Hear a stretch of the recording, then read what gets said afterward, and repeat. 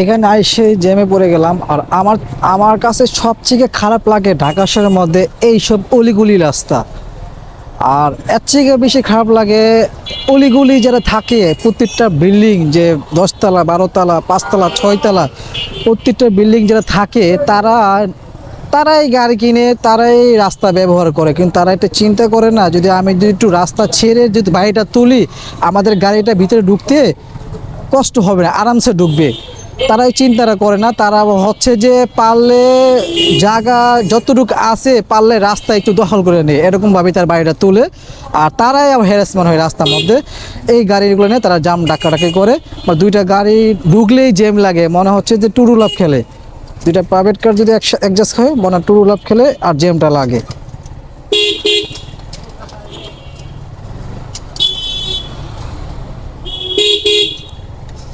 আবার যেমন কাপ্তান বাজার পুলিশ এখন তো আরো বেশি জ্যাম থাকবে, এটা তো বড় সমস্যাটা। দেখি বাবারে গাড়ি যে স্পিড দে ভাই, সেই স্পিড গাড়ি আমার সার্ভিসিং করছে, গাড়ি তো আগে এমন ছিল না। ধরলে গাড়ি দূর দিয়ে যে ভাই রে ভাই, গাড়িতে ভালো ফিল করছে। ও লাইটটা তো সেই গাড়ি,